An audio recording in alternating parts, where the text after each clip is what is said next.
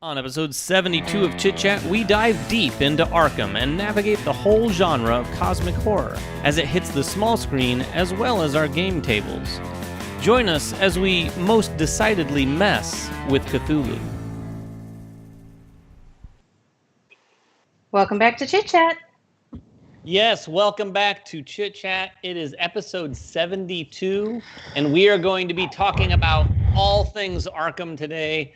Arkham Horror, Death May Die, Cthulhu, Lovecraft mythos, all over the place.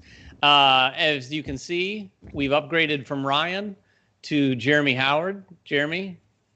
Cheers, baby. How y'all doing? Hey, party people. Excited to be here. Let's talk. Well, welcome. And before we get to all of our Cthulhu-based discussion, we have a winner from last week, right, Jeremy? We do. That is Brian Lindsay. You have won Tiny Towns and the expansion. This is from AEG. Just email us at manvsmeeple@gmail.com to claim your prize. And this week, befittingly from Horrible Games, we're going to give away a copy of Alone. This is the Kickstarter version of the game, Final Complete. And it makes sense because it's it's alien based, and I'm sure Lovecraft inspired a lot of games. Well, a lot of games. So that's probably one of them. If nothing else, the Horrible Games logo has a big tentacle, right? So yeah. there's the connection. Yeah. There you go. So let's dive right in. We're going to talk about not just games. We're probably going to touch on a little Lovecraft country because most of us have been watching it. I think Kira's just now getting into it, right, Kira? Yeah, I'm just a few episodes in. Yeah, so I think the show's 3 episodes in, and I think most of us has watched all of them. But we've also been consumed, no pun intended, with a lot of Cthulhu and Arkham gaming. Mm-hmm. But Jeremy, the guest of honor, Jeremy Howard, that is, what have you been playing? If you've been playing anything recently in that sort of realm, but if not, what games are some of your favorites from that realm? So here's the thing. Not a huge Cthulhu fan, but I've had some good ones. And one of the first ones was Fate of the Elder Gods by Greater Than Games. Mm-hmm. What's really interesting about that game is it was like the first area influence, area control game that I kind of got introduced to when I was coming back into gaming. Huh. And I thought it was such an interesting game because really you're playing these spells that kind of program where your workers are going to go, but your workers are actually the cultists. You're actually trying to sacrifice cultists and move them around to take care of investigators, to take out the investigators. So it's a kind of a flip because you want your elder god to come out and, rip everybody apart and win the game.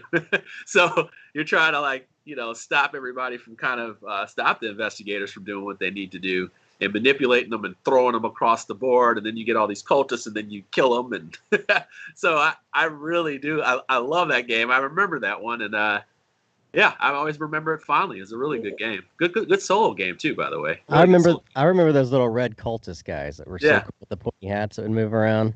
Yeah, those guys were cool.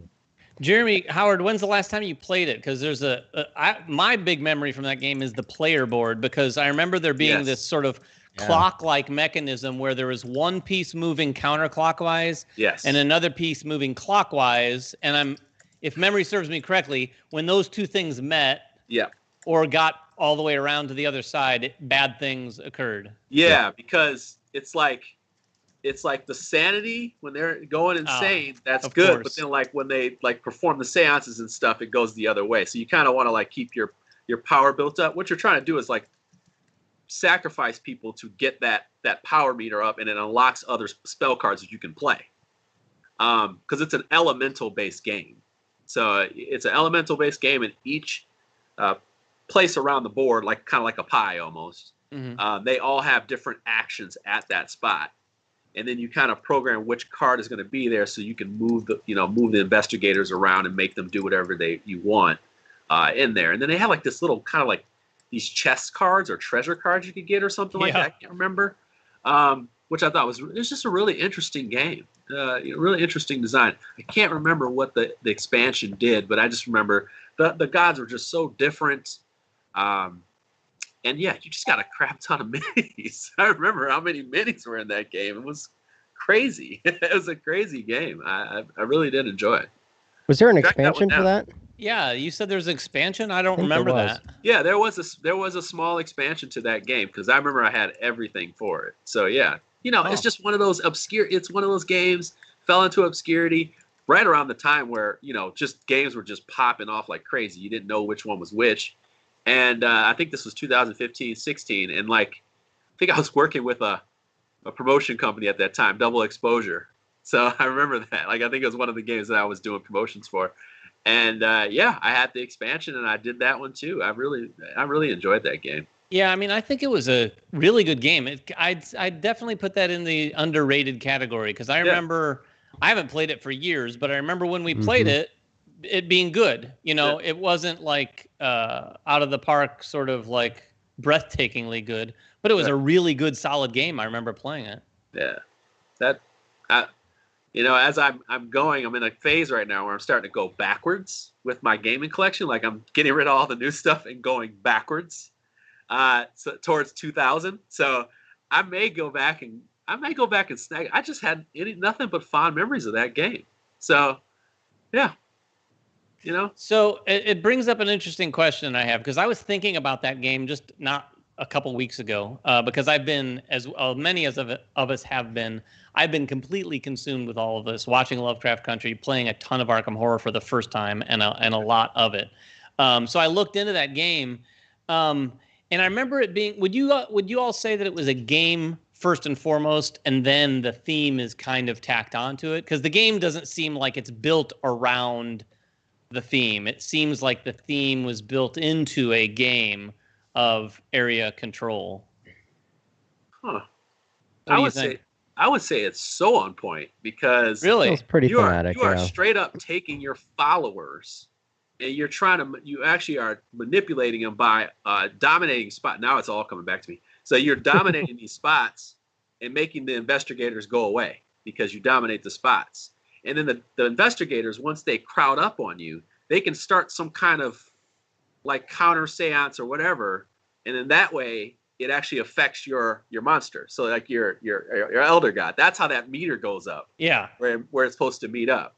So it's very thematic. But then if you get it right and you get the spells lined up, you can just sacrifice 10, 12 guys, which gives you the strength, to call. It's really an interesting game, man. I am not now. You want to play it now, don't you? Now I want to play the game. I kind of do too. I'm kind of in the mood to consume all of these games. Yeah. I'll share next. It wasn't long ago that I didn't even know. I remember asking people what is the whole Cthulhu mythos all about? I didn't know anything about it. I'd never read any Lovecraft or anything like that, and it was all very mysterious to me. And when I got into gaming, in 2015, 16, it was course everywhere. You go to Gen Con and there's Cthulhu plushies, and there's game after game after game that had the theme tacked onto it. And interestingly enough, I want to say one of the first games that I was exposed to with it was Don't Mess with Cthulhu. And this, of course, is... I think this is purely an example of a game that had a theme tacked onto it because quite literally this was Time Bomb, right? From Japan. Yeah.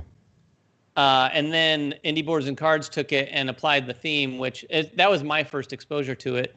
And funny enough, the very first time I played that, and this is going to sound weird, it was in Los Angeles in an apartment complex parking lot in the middle of the night with just flickering lights above us at a card table. I'm not going to explain any further, but there were a few people from the industry that I was out there with, and we were playing this game till 3 a.m. Nothing but Don't Mess with Cthulhu all night. And if you the underground Don't Mess with Cthulhu, seedy underground of playing this game, flickering lights. It was Rodney. Because I just remembered. It was Rodney and it was Marty from Rolling Dice and Taking Names.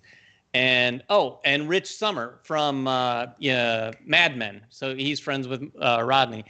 And it was a fantastic experience playing with those guys, especially Rich because he's an actor. And I lost one round. And if you don't know the game, everybody, it is a social deduction game where you're trying to root out the cultists and see who is an investigator and who is a cultist.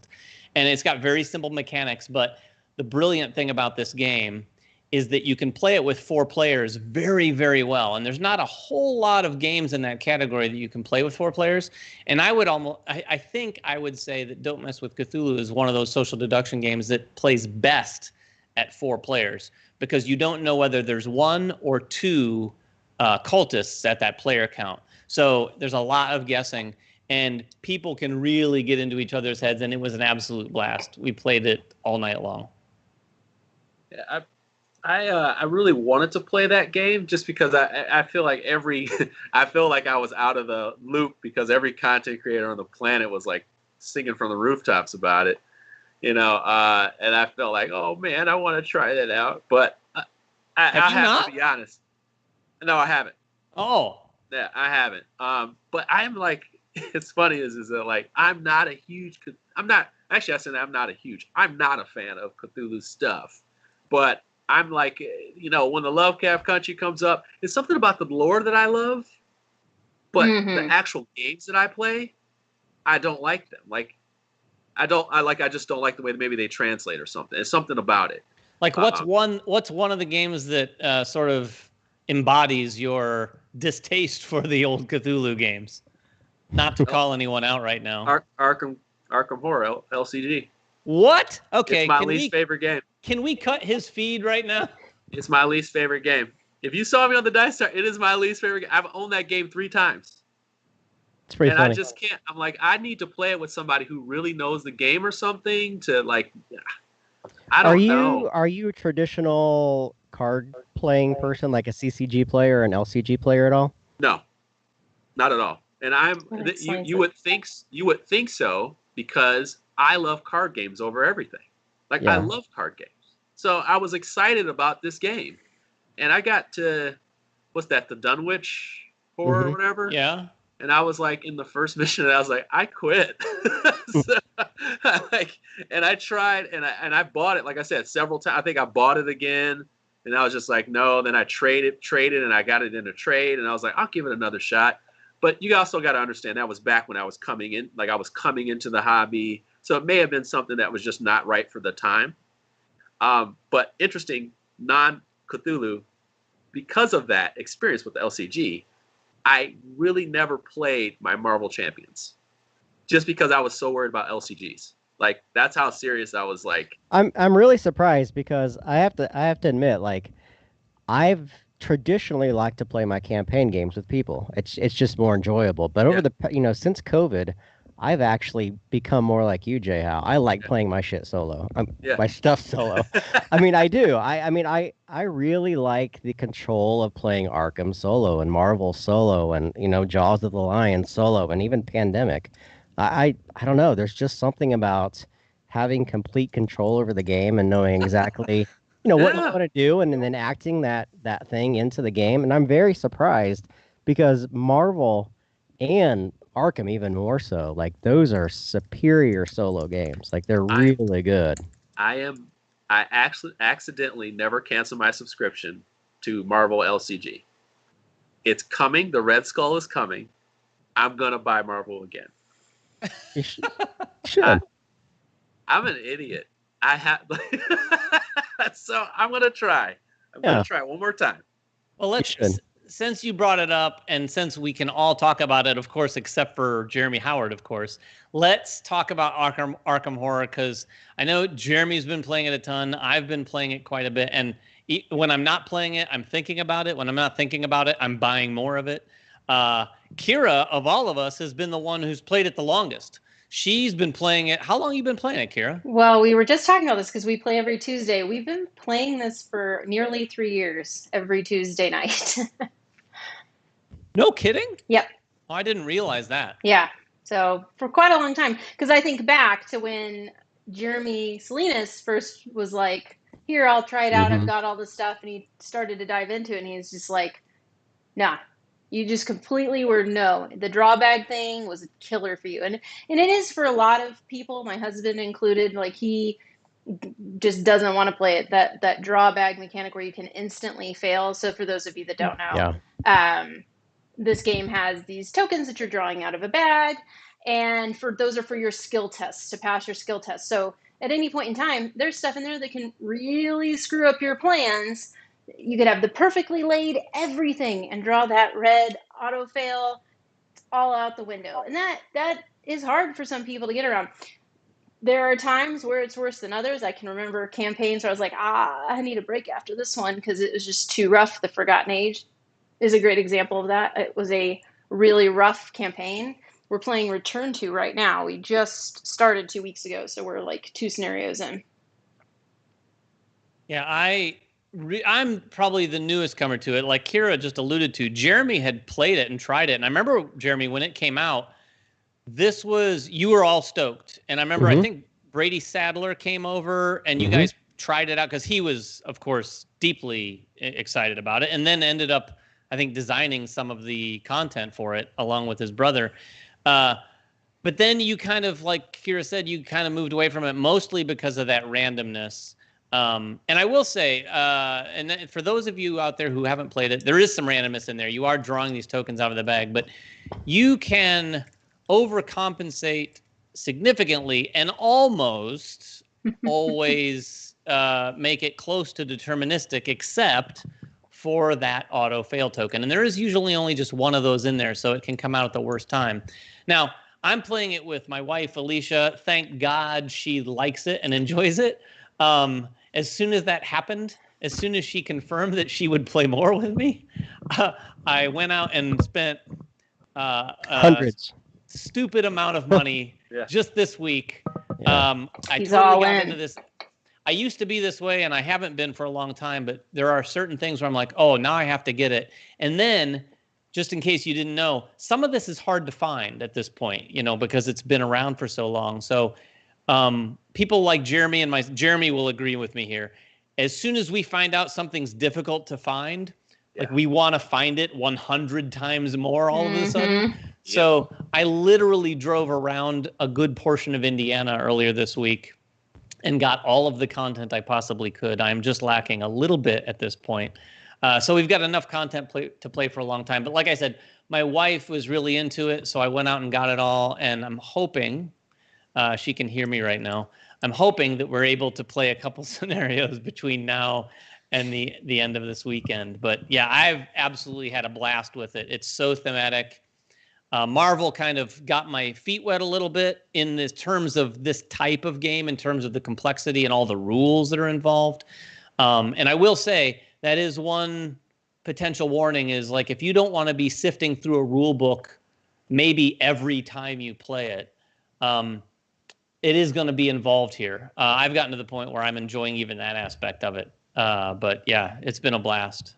Yeah, it's a great. Oh, came out. We lost Jeremy for a second there. Lost Jayhow? No, you. No. Oh, there was a bit of a hiccup with everybody on my end. Yeah, I think one messes I think we can up, hear they you now, all Jeremy. go crazy. All right, so you guys can hear me?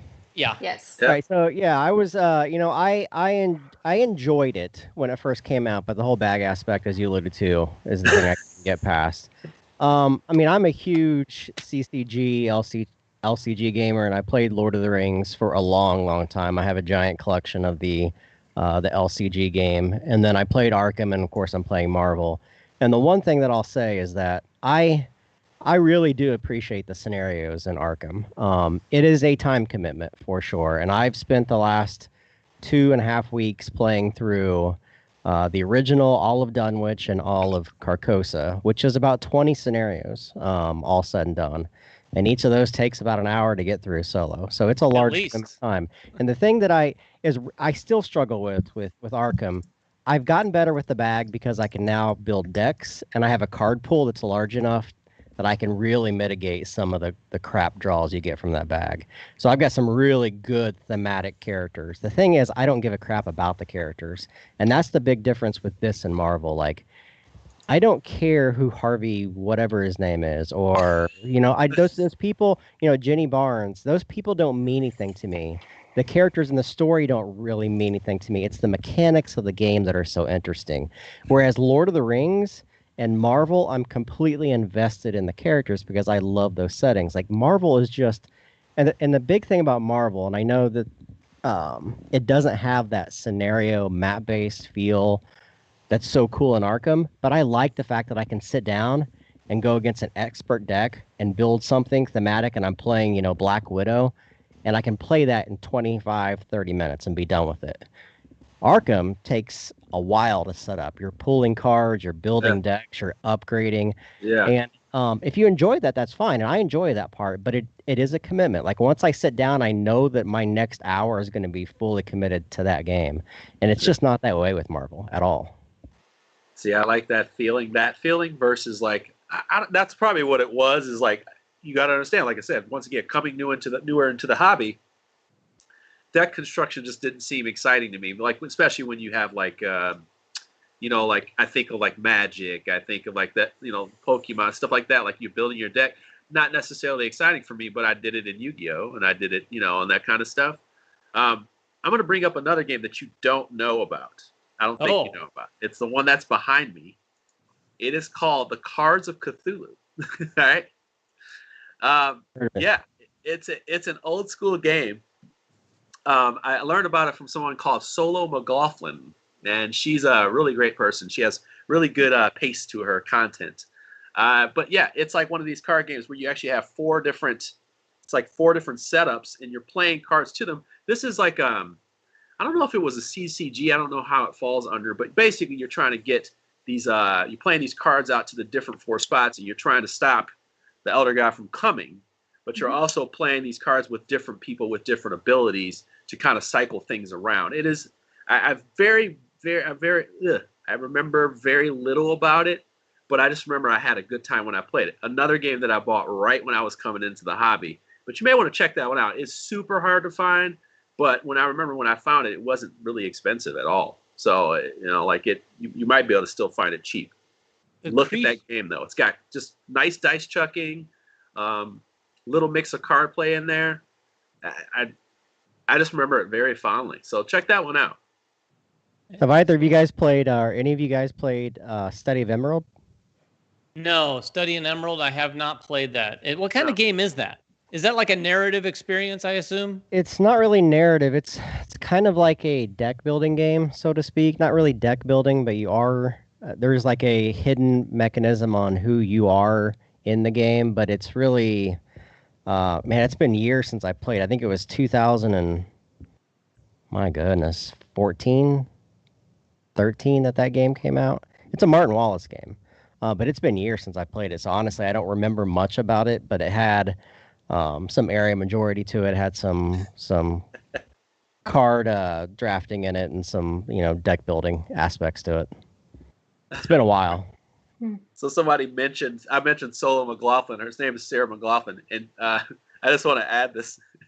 She has this thing where she thinks with her hands, so she taps, and people love that about her. It's the funniest thing ever. So when she's playing a game and she's thinking, she taps her fingers on the in front of the camera. It's a very interesting thing about her pace. It's very comforting to watch her play a Cthulhu game, which is like intense and she's playing it very calmly. I love it. By the way, I did want to bring this up. I mentioned this to the three of these guys before we started recording, or streaming rather. But Cthulhu, does everyone agree that does everyone here pronounce it Cthulhu? Yep, I do. Yeah, because I can't pronounce it the other way. So I'm going to share. I did a little research. This is supposedly how it's pronounced, and this is the last time you'll ever hear me say this because it's very weird. There's like an L in there that you wouldn't think is there. It's Cthulhu, which it just doesn't sound as good as Call of Cthulhu. Call of Cthulhu. Call of Cthulhu. Give me that 5 more times, sir. Nope, that's it. That's the last you're going to hear it. I think that's probably why it's changed, because everyone was like, "Now let's just call it Cthulhu." So what are some of your other favorites? Like, I mean, Mansions of Madness, right? Or no? Is Mansions of Madness? Yeah. Yeah. Jeremy, what do you think? Well, you start on mansions. I have evolving opinions on that one. Yeah, it falls in the same category. It's really, I mean, the story narrative part of it's really fun. Yeah. It's a monster to set up. I posted some pics on Twitter underneath this table that you may be able to see back here, probably not. Underneath the Leafs, I have all the content, and it is literally 6 stacks of tiles, dozens. I mean, probably 60 to 80 monsters, and a ton of tokens. I mean, there's a lot of content there. Yeah. And the story is really fun, but it is really dice deterministic. Like, if you roll poorly, you're just not going to do well. If you go down the wrong path and spend too much time against what the scenario is asking you, you just don't know how it's going to pan out. The one thing I will say is, I love the fact that it's run by that app. Like, That's super cool. Having a system where it's not like Gloomhaven and the fact that you see everything when you set up the game. I don't like that. I love the Lord of the Rings app. I love the app for Mansions of Madness, because you start in a room and that's all you know. And by tapping certain things and using your actions to uncover areas, the mansion starts to evolve. And as you add more tiles to your game and buy more packs, David can play one scenario that is completely from the exact same scenario that I play. It just has different monsters, has a different layout. So there's a lot of replayability in there. But again, it's all dice deterministic. And if you roll poorly, you're just not going to do well. And that bugs me. Yeah, there's a cool story there. Kira, you've just played it. Have you just played it the one time the three of us played it, or have you played it more than that? No, we played it back, I don't know, almost 3 years ago now. Back on Halloween. Yeah. So, yeah, I played it twice. What do you think? It's fine. It's just a lot to do. It's a lot to do. Like, it's Arkham, but with a lot of crap that I have to now get out and put out everywhere, and then run through tiles, and I will. It just extends. Again, it makes it a super long game. Whereas, I only have so much time to game. So it was fun. It's definitely fun from a thematic standpoint. We had fun playing it. Is it one that I'm going to get? Probably not. Yeah, I was, when we were all caught up in this, I was thinking myself too of getting back into that, which I've only played a few times. I think Jeremy and I played it once. I played it with you guys, and then I played it with Alicia the other week.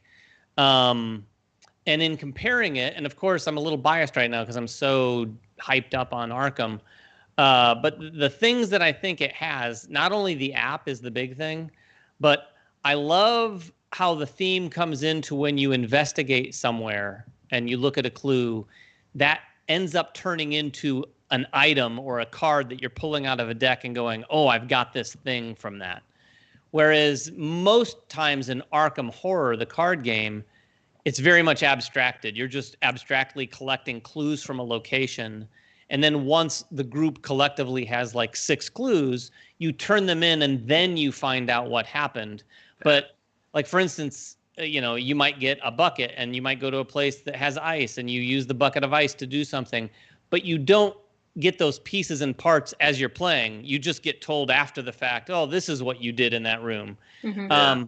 So that would be the one thing that I would love to see. I don't think they'd ever do it, but to see a little bit more theme injected into Arkham Horror LCG that way, and even if they could introduce some app-based content that really made it a little bit more robust, that would be super cool too. Remember when we played the Taburu? You chuck some dice. Oh yeah. Mm-hmm. That would be good. Have it tell a little story when you get. Oh man, that would be great. Would be sweet. And I was gonna say with Mansions of Madness, that's the big immersion advantage it had, was you open the door and it's like, okay, I open the door. What's there? You know? And then it's like, oh, we're running. We're not discovering, we're running. And that's the cool part about that game. I was just thinking about it. This one I did not play, and I was like, this game right here behind me. This is called Cthulhu: Rise of Cults, and this is one of those publishers that does this. They come out with games, we never find out about them, and they're rated well. This one was Red Imp by Red Imp Games. The this one's really looked really cool, and it's another one of those area type control games, which I guess is like a Cthulhu thing now. I don't know, but area control, I have no idea, but I want to check that one out. And it also does have a solo mode. I was very interested in this game back in the Dizzy. I like that picture behind you. It looks like you have a halo. Yeah, that's the board behind me right there. I got to tell you, I'm looking at that very picture right now. Yeah. That is a very intriguing looking game. Yes, it is. Like just the iconography and the way that board looks, even though it's a bit of a mess, is very intriguing. I actually thought that was... We're going to have a discussion about Reddit games. Actually, I remember the front of that box, but I never played this game. Yeah. Wow. Do you guys know if you type in Cthulhu games in BGG, there's 487 games? Yeah. Type in zombies. Oh, I'm sure, yes. Which one has more? That's the case. But it's pretty crazy. I mean, Arkham Horror, the card game, is ranked 19th right now. Yeah, I was checking that out the other day. It really climbed up. It's past Mansions of Madness. It's good. So this last campaign was incredible. Like, it was incredible. I think that's what shot it up the ranking. Has anyone played Pandemic Reign of Cthulhu? I was gonna say that one. I forgot about it, but yeah, that was one of the only Pandemics I liked. Oh, really? I've not played it. Oh man, if you like Pandemic, that's one of the ones you should play. Is that readily available these days? Maybe. Well, listen, maybe. I feel like I've seen it. Cthulhu, I think so. Look. Everybody's jumping on Amazon real quick. Yeah. And there's Elder Sign, David. Have you played Elder Sign, the FFG game? That's the Yahtzee one, right? Yeah. Yeah, that was, you know what? I'll take it back. Don't Mess with Cthulhu wasn't my first experience.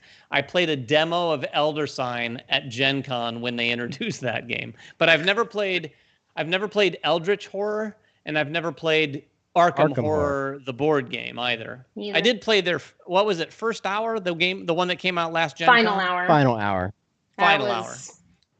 That was all right. Another game that David and I played, which was really out there, was Mountains of Madness from Yellow. Oh, Remember that game? That was one of those games where we played gosh. it. We played it for the first time, and we really had no expectations. And then we started playing. We're like, this is really weird. Like, it has you literally using cards to make you insane in the game. It's out there. It's like get up from the table and face the wall and like. Oh no, yeah. There's some all kinds of really crazy hilarious things. There's ones where as soon as someone says a key word, you have to just blurt out and yell and stuff like that. That was what was strange about that game is that you look at that game when we first heard about it, and then when you look at the box, you think, oh, this is like a cool, interesting, serious game, and it was like a survival sort of game. But it ended up being this weird, it almost felt a little bit more like a party game. Yeah. And I kind of think that that's why it didn't necessarily land. Like, it kind of came and went. Right. And I think it was one of those things where people didn't know what to expect, like Jeremy said, and it was this weird mashup of like, okay, kind of cool Cthulhu mythos survival. Oh, but I'm standing on one leg, or I have to turn my back to everybody. And it got a lot of laughs going around the table. You know what? Who's to say that game wouldn't work right now? Like, yeah, I'm not so sure. I mean, I think people should try playing it once at least. That's one of those games where you go, it missed the room back then, but it might work right now. Like, we're away from the hype. You remember hearing about it. You're like, it just didn't turn out to be what I wanted it to be. But that's such a situational game when you think about it now. Yeah. You know, it's not like a game you get in the mail, you open it up, you read the rules, like, all right, let's do it. And then you just kind of thought you were going to have a board game experience, and then you realize you're in a party experience. But it's like, if you still have it, that might be one to pull out and just try. Like, especially now, because you're hype on it, you're excited about Cthulhu, you know, you're in the theme. Why? It's like, why not? You know, that's an interesting game to entertain. I think about that. Yeah, I wonder. Bargain bin, hello. I don't know about the rest of you. There's one more game that I definitely wanted to talk about, or at least all four of us. Do you wonder? Can you say it? Can you say it in unison with me? DMD. Death May Die. Death May Die. Oh, your box is invisible on my screen. Your box is green. Oh yeah, Jeremy just got one of the extra Elder Gods there. Yeah, I got the Black Goat of the Woods. This is kind of like one of the holy grails of the package there, and I found it used or pre-owned or whatever, and really excited about it. Now that makes me want to get it back on the table, big time, especially because it's the Black Goat.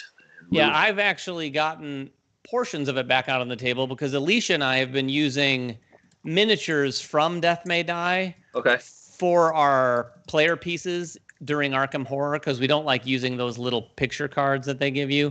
Mm-hmm. So interestingly enough, our two characters, there happens to be characters in Death May Die that were similar enough to where they felt that way. But yeah, Death May Die proper, another thing that it has in common for me anyway with Arkham is that these games, and Jeremy will tell you this, are games that I don't think I ever expected that I would enjoy. I don't think Jeremy ever expected that I would enjoy games like this. But Death May Die, we played it last year at some point on a stream? Or when was that, Jeremy, when we first played it on the stream? I have no idea. Time is irrelevant anymore. Yeah, that's true. I just know it's 2020. And I don't even know what month we're in. We definitely know it's 2020. It was early in the process because it had just started delivering. I think Jeremy had just gotten his copy, and we played it, and I was like, "Oh, this is awesome!" And like you, Jeremy Howard, I went to a local game store that had backed a bunch of retail pledges of it, and I bought almost everything. But yeah, I really love that game. I've talked about it before on the show. Every time I've played Death May Die, it wraps up with an incredibly exciting ending, whether we win or whether we lose, and everyone at the table has fun regardless.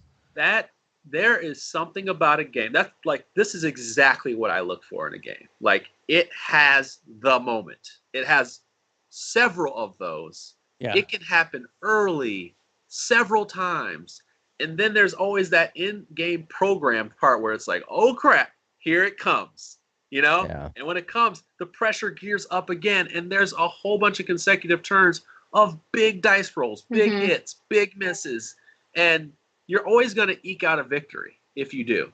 Yeah, the build-up. And it's the just build-up in that game is insane. Oh, the build-up is insane. By the way, season 2 of that, I hate for people to have to chase down the Unspeakable box, but the season 2 stuff that's inside of there, that box, whew, I mean, really. Whew.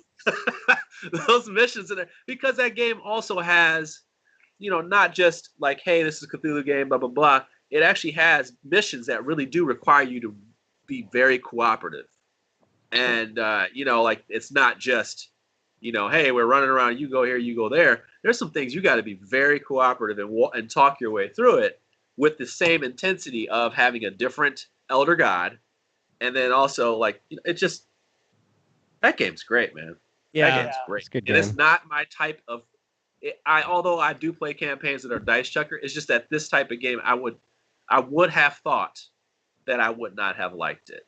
Same here. And I ended up like, it's just a home run. Like, it is a home run game. Like, yeah, it's amazing. I haven't even touched season 2. I teach so many people. I play the same campaigns, and I'm about like 3/4 of the way through season 1. And then we had Eric on the show about a month or more ago, and he hinted at a season 3. So I feel like that's probably coming. David, I can't explain enough. Season 2 is ridiculous. It's ridiculous. Like, now you'll be singing from the rooftops when you start playing season 2 stuff, because the gods are just way more like crazy. It's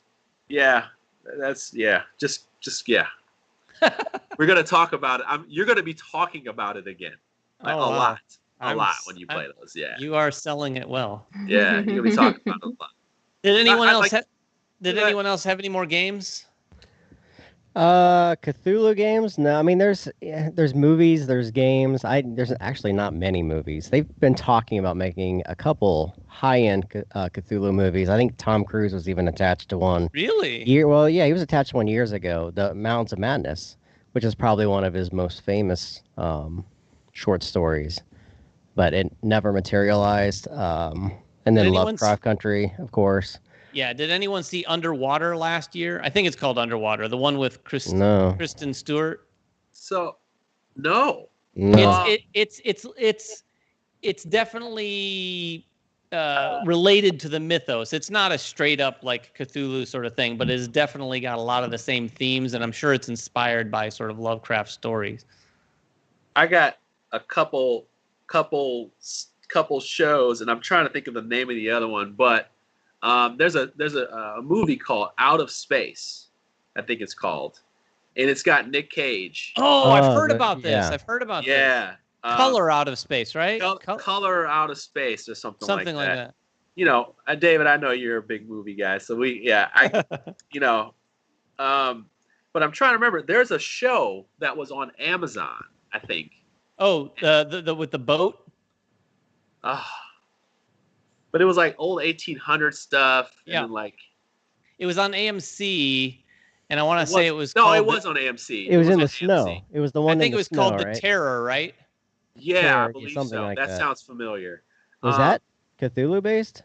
It was definitely. Yeah, because it was definitely Lovecraftian. Yeah, because they had that they had a guy like down in the basement. I mean, down in the sewers that was like eating people and stuff. Oh no, this is different. Oh yeah, I'm thinking of a different show. You're thinking of the one where they're stuck. I think it's based off a real ship that got stuck in like the Arctic or the Antarctic, and there's some kind of creature that was. They thought it was, but people think they just went insane. Oh, hold on a second. I think this is what hold on. The Terror? No, the Terror. It's not the Terror. I just looked that up on IMDb. It is not that. It was on AMC. It was definitely an AMC show. It was on AMC. AMC Snow Show. That's how fun is it, everyone, to watch us all search online? Yes. Amazing. We're renaming this. Hey, everybody. Let's play a game, and we'll give away a game. Everybody go to your search bar. Chit Chat. IMDb search. Let's play a game. Everybody go to the IMDb. The first person to find it. Oh, my gosh. I don't know what it was. It had... Terror? Yeah, there was an act... Is what everybody keeps saying. The show had Orlando Bloom in it. That's what I was trying to remember. Hold on a second. There was an actor from Game of Thrones in it. This guy had a big, long face. What was the name? Carnival Row. That's what it was called. It was called The Terror. No, it was called The Terror. No, the show I'm talking about is called Carnival Row. Carnival Row is great. I don't know that one. It was great. That was great. I hope it comes back. Me too. That's a fantastic show. Kira, give us some stuff. What about you, other than Arkham Horror LCG? Nothing. Like I'm not into the mythos at all. Like I don't care about it at all. I just play the game. The biggest problem for me too is that the mythos isn't super exciting to me, whereas like any of these other LCGs or even board games that have some kind of IP attached to them that's really important. Like it's really hard for me to get super invested in Arkham. It's funny you guys say that. I would agree. I would have agreed, but as obsessed as I've come, like these investigators have become almost as significant to me. Like I'm just pouring through these investigators and like, I can't wait to play Winifred in my next campaign. And I like Arkham. I like Arkham LCG a lot, but my point is like the Cthulhu thing is just not a thing for me. Like I don't go out looking for Lovecraftian stuff. I think the problem is that it's not been something that's been heavily popularized in video games and movies. Like that is correct. Lovecraft Country is the first of what can be many steps where you start seeing things on the big screen and start seeing some really good video games. There've been a couple. Call of Cthulhu came out in like 2005 is a really old video game. I think The Sinking City came out a couple years ago and it was kind of a dud. But the more of those that come out and get people invested in those characters that they keep regurgitating over and over and over, then maybe, That's the thing. Like, I haven't even read Lovecraft Country or anything like that, but it's like, somehow, some way, I know, like, kind of the rules of the world. I like the monsters in the world. I appreciate the art. There's some disconnect in the board games. I don't know why. I'm partly because I don't feel the horror, and I'm playing the game and I don't feel the horror or the dread or the true madness of it. Play Arkham LCG then. Yeah, I was just going to say LCG. That's exactly what it does. That's what draws me into it. We've got to get you to play it. But like crazy. Cthulhu Death May Die was like the perfect cookie cutter version for me because I guess like the feeling of going mad makes me more powerful, but in a weird way, like almost like an uncontrollable way, and I like that. Versus that was cool. Yeah, I like the fact that it's kind of uncontrollable, but hey, I'm going crazy, but I have some crazy powers, and it's like, yeah, I just find that interesting. Like, there's something about this disconnect. And maybe it's just board games, and maybe I do need to have more. I don't know, more media where I'm exposed to it to kind of get more into it. That would help. It's a weird disconnect. I don't know what it is. For sure. Does anyone remember? Go ahead, Kira. I was going to say, we've referenced Marvel's LCG several times as well in comparison to the Arkham one, and I think it'll be sad if they don't take advantage of how great Arkham does with the story, and something where people do care about the characters, where you are going to suck more people into it and really get some enjoyment out of it. Like, why not be making us a little exploring a comic book campaign scenario? Man. Why wouldn't they do that? I'm curious. I know Red Skull is Jeremy's got his, and a lot of people are getting him out, but like, I'm a little disappointed. I think I already heard that that's not really what it's bringing to the table, which is what I was hoping for. So I'm a little disappointed. Yeah, it does sound like the campaign in that, from what I've heard, is good for Marvel Champions, but a lot of people are already warning people, if you're expecting Arkham LCG levels of campaign, it is absolutely not that. So hopefully they'll be building toward that, because and we've had a conversation recently about this, the group of us. I don't know that they'll ever introduce the concept of locations to the degree that they exist in Arkham Horror. And that's one of the things that I find the most exciting about the game, is that feeling of discovery that I get in a lot of great video games, where you're, like you were talking about Mansions of Madness, where you don't see it and the map gets built. It kind of happens in Arkham Horror too, where you're pulling cards out and adding locations. And then even when you do that, you have to go to it and flip it over to find out what's happening at that location. And all of a sudden, you might find something horrifying and take horror or damage. And that part of it is really exciting to me. Yeah, there's a great sense of exploration in that game. Yeah. And the way they've twisted these scenarios. Like, I've only played 20 of, there has to be 80 to 90 of these now. And I have to say, all 20 of them have felt incredibly different of one another. Like, and that's very amazing. Different. That is just amazing design that they're able to do that. And I've only played a few, obviously, so it's really felt that way. Just in the middle of a campaign or a scenario, you're like, I can't believe this is the same game. It's almost like you bought a whole nother board game that just happens to use the same system. Wait till you get to Carcosa. It's one of my favorites. It's one of my very favorites. I don't have to it. The Circle and Done. Don't tease me. Circle and Done, the new one, it was so clever and fun. I really enjoyed it, but Carcosa is still one of the best ones because it was fun. I'm not going to spoil it for you. Yeah, don't spoil it. Okay, so before we leave, everybody, Lovecraft Country, we've mentioned it a couple times. Who else has been watching it? What do you guys think? I mean, I've been watching it. I loved the first episode. I thought it was a great setup. Episode 2 was very boring. And episode 3, I think, was right back on track. So, I mean, I feel the same way about a lot of stuff. Like Game of Thrones was up and down. It had some great episodes, then went down. What's the one that I watched recently? The Outsider? The Outsider, is that the one, the Stephen King one that was on HBO? Yeah. And that had some really good episodes, and it had some very boring ones. I just think that's the way these things work. Like, even like Mandalorian, like, there was some bad, great, cheesy Mandalorian stuff in there, and then there was some really awesome stuff. So we'll see how it pans out. I love watching it on TV. I mean, I love seeing this mythos on TV. When they brought the Shaggoths out for the first time, I was like, that's not how FFG would make them look, but they're still pretty cool. Like, that stuff is pretty neat to see. They're really cool, and I don't know if you saw the previews for the upcoming episode. That really looks like they're injecting it with some Indiana Jones level, National Treasure level puzzle solving, which it makes you wonder whether or not they recognize how much the theme has been used in gaming, because you see this, there's a clip I've seen that really just makes it reek of like investigating clues and figuring out little puzzles to move on through this area. Yeah. Very cool. I was going to say this show has one thing that I love, and I had to explain it to my wife. I said, they're going to make these people, they're going to make us learn how a person would learn about the world of Cthulhu. Like, they're learning it. Like, he doesn't know his history.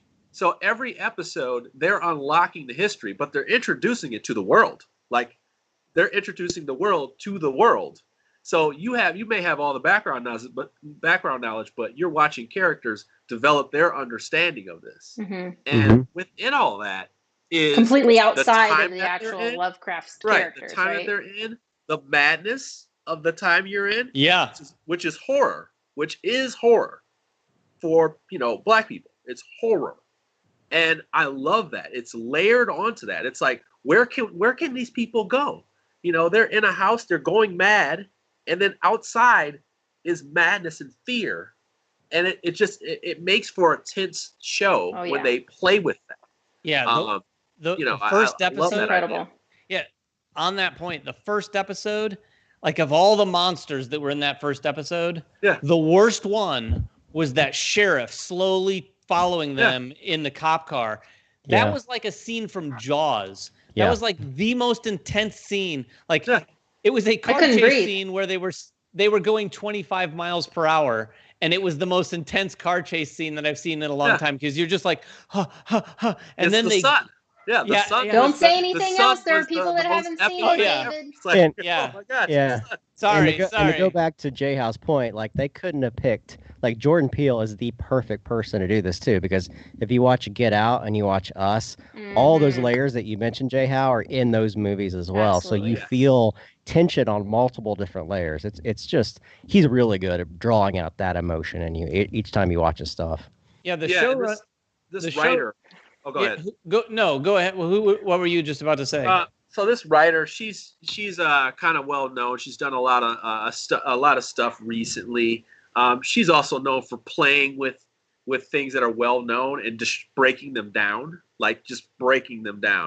And when I guess the Lovecraft, that house that was in there, I said, oh, whatever she just, I didn't even know this. I was like, whatever she just did, that house meant everything to people who know this show, like, who know the lore.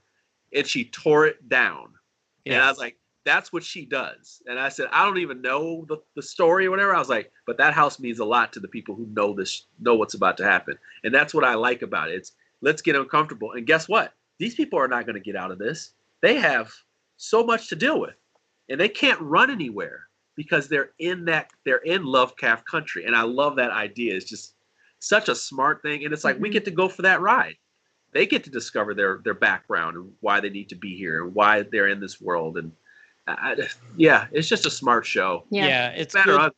Good, bad, or ugly, right? It's good television. I mean, these days it's hard to have television that hits social issues as well as some of these shows do, like this, and at the same time tell a really exciting and compelling story that just happens to be a good old-fashioned monster show.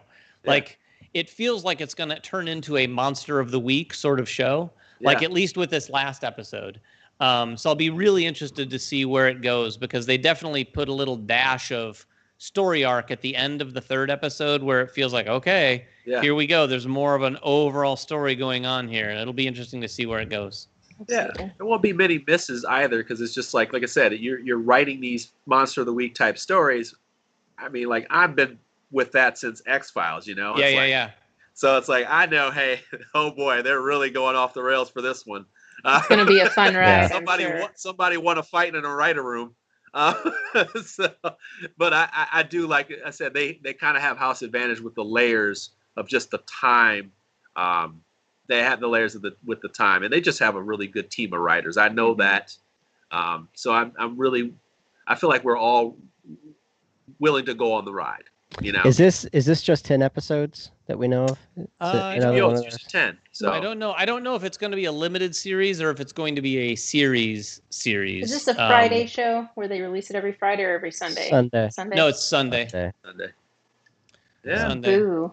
Yeah. And by the way, speaking of the writer room, Jeremy, if you guys haven't listened to it, the official podcast I will say this. Podcasts for board games are one thing that I listen to, but probably even more so, if I'm really hardcore into a television show, I love listening to podcasts on the TV shows because they really dig in and dissect the show.